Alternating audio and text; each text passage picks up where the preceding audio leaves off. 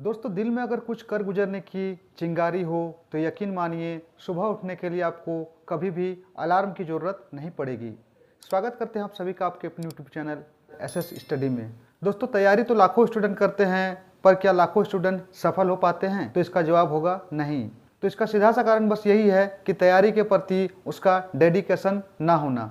तो सही मायने में अगर आप तैयारी करते हैं तो ये वीडियो आपके लिए काफ़ी इंपॉर्टेंट होने वाला है। तो दोस्तों, आज की इस इंपॉर्टेंट सेशन में हम बात करने वाले हैं उन 10 महत्वपूर्ण बिंदुओं पर जिसे अगर आप फॉलो करते हैं तो यकीन मानिए सफलता आपको जरूर मिलेगी। ना सिर्फ एसएससी जीडी, बल्कि अगर आप स्टेट पुलिस या फिर रेलवे या फिर किसी भी जॉब की तैयारी करते हैं तो इन 10 बिंदुओं पर आप काम करेंगे तो यकीन मानिए आप सफल जरूर हो जाएंगे। तो चलिए शुरू करते हैं और लेते हैं पहले पॉइंट को। सबसे पहला पॉइंट जो आता है वह है पैटर्न को समझें। जी हाँ दोस्तों, किसी भी परीक्षा को क्रैक करने के लिए सबसे पहले ज़रूरी होता है उस परीक्षा का जो पैटर्न है उसे समझना। क्योंकि जब तक आप उस पैटर्न को नहीं समझेंगे आपके दिमाग में ये नहीं आएगा कि हमें तैयारी किस तरह करनी चाहिए। एसएससी जीडी की अगर बात करें, मैथ, रीजनिंग, हिंदी और सामान्य ज्ञान से ही प्रश्न पूछे जाते हैं। अब बात कर लेते हैं दूसरे पॉइंट की। दूसरा पॉइंट है पाठ्यक्रम का गहन अध्ययन करें। गहन अध्ययन से तात्पर्य है दोस्तों कि आप डेप्थ में जाए, यानी अब वो समय नहीं रहा कि आप बिल्कुल ऊपर में बिल्कुल बेसिक चीज़ पढ़ लेंगे और आपको नौकरी मिल जाएगी। ऐसा होने वाला नहीं है। यानी आपको बिल्कुल डेप्थ में जाना है, बिल्कुल तह तक जाना है। क्योंकि जब तक आपका कॉन्सेप्ट क्लियर नहीं होगा यकीन मानिए आप परीक्षा में फंसते हुए नजर आएंगे। इसीलिए पाठ्यक्रम का बिल्कुल गहन अध्ययन करें, यानी जिस भी टॉपिक को आप पढ़ेंगे उसे बिल्कुल क्लियर कर लें। अब बात करते हैं तीसरे पॉइंट की। तीसरा पॉइंट है प्रीवियस ईयर के क्वेश्चन को जरूर सॉल्व करें। दोस्तों, किसी भी एग्जाम में जब तक आप प्रीवियस ईयर के क्वेश्चंस को नहीं देखेंगे आपके माइंड में ये नहीं आएगा कि आखिर परीक्षा में किस तरह के प्रश्न पूछे जाते हैं। और अगर आप प्रीवियस ईयर के प्रश्नों को सॉल्व करके जाएंगे तो यकीन मानिए बहुत सारे प्रश्न हूबहू वहीं से पूछे जाते हैं। यानी फॉर एग्जांपल अगर आप एसएससी जीडी की तैयारी कर रहे हैं और 50-60 सेट अगर लगा चुके हैं घर में प्रीवियस ईयर वाले, तो इसका बेनिफिट सीधा सीधा आपको एग्जाम में देखने को मिलेगा। क्योंकि काफ़ी प्रश्न रिपीटेड आ जाते हैं, यानी पिछले साल जो पूछा गया था वह इस साल भी पूछे जाने की संभावना है। इसीलिए हमेशा प्रीवियस ईयर का क्वेश्चन बनाते रहें। और खुद का आकलन करने के लिए प्रीवियस ईयर का जो क्वेश्चन होता है उससे अच्छा कोई विकल्प नहीं है। क्योंकि आपकी तैयारी कैसी है, किस तरह से आप तैयार हुए हैं, प्रीवियस ईयर का क्वेश्चन बनाएंगे तभी आपको पता चलेगा कि आपकी तैयारी कहाँ तक पहुँची है। अब बात करते हैं चौथे पॉइंट की, जो कि काफ़ी इंपॉर्टेंट है। दोस्तों, पढ़ाई का एक टाइम टेबल बनाएं और उसे स्ट्रिक्टली फॉलो करें। कई बार देखा गया कि हम मन ही मन सोच लेते हैं कि आज से हमें 12 घंटे पढ़ने हैं या फिर 10 घंटे पढ़ने हैं, लेकिन 2 से 3 दिन आप पढ़ने के बाद वही पुराना वाला जो आपका पैटर्न है वो लागू हो जाता है। ऐसा बिल्कुल ना करें, क्योंकि सफलता एक दिन में नहीं मिलती है, लेकिन एक दिन जरूर मिलती है। इसीलिए अपने शेड्यूल के हिसाब से पढ़ाई करें, चाहे काम कितना भी आपके ऊपर हो सकता है आप में से कई छात्र ऐसे होंगे जिन्हें काम भी करना पड़ता है, क्योंकि सबके घर की स्थिति एक जैसी नहीं होती है। कई ऐसे छात्र हैं जो पढ़ाई भी करते हैं, साथ ही साथ अर्निंग के लिए कुछ ना कुछ काम करते हैं।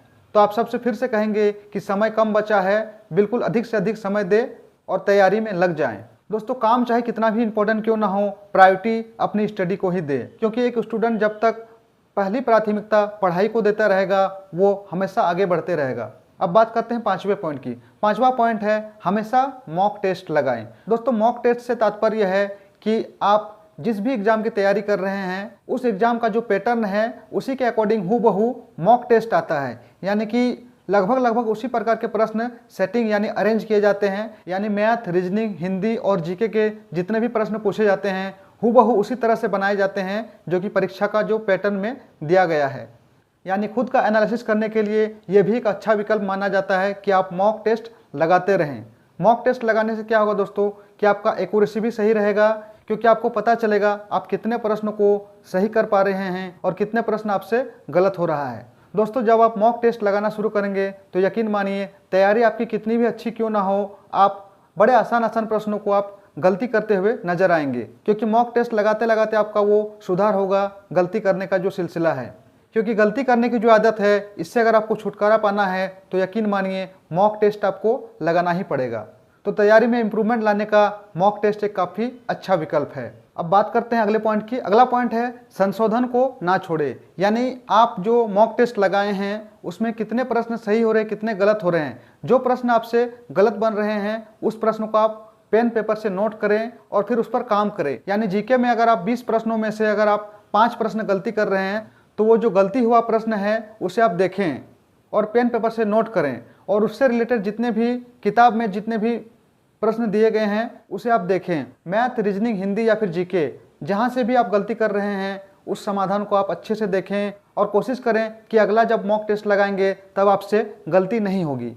अगला जो पॉइंट है वह है रोजाना समाचार पत्र पढ़ें, न्यूज़ चैनल्स को देखें और करंट अफेयर्स से बिल्कुल अवगत रहें। दोस्तों अक्सर ऐसा देखा जाता है कि परीक्षा जब सामने आता है तब हम क्या करते हैं, मासिक पत्रिका या फिर वार्षिक पत्रिका खरीद करके करंट अफेयर एक ही बार में पढ़ने की कोशिश करते हैं, जो कि हमारी सबसे बड़ी भूल होती है। करंट अफेयर से अवगत रहने से सबसे बड़ा बेनिफिट यही होगा कि अभी क्या घटना हो रही है ये आपके दिमाग में बिल्कुल छप जाएगा, आपको पढ़ने की ज़रूरत भी नहीं पड़ेगी। इसीलिए डेली ये अभ्यास करें कि कम से कम एक बार न्यूज़ जरूर देखें। न्यूज़पेपर भी पढ़ सकते हैं या फिर इसके लिए आप सोशल मीडिया का भी सहारा ले सकते हैं। अगला जो पॉइंट है वह है कमज़ोर विषय पर ध्यान दें।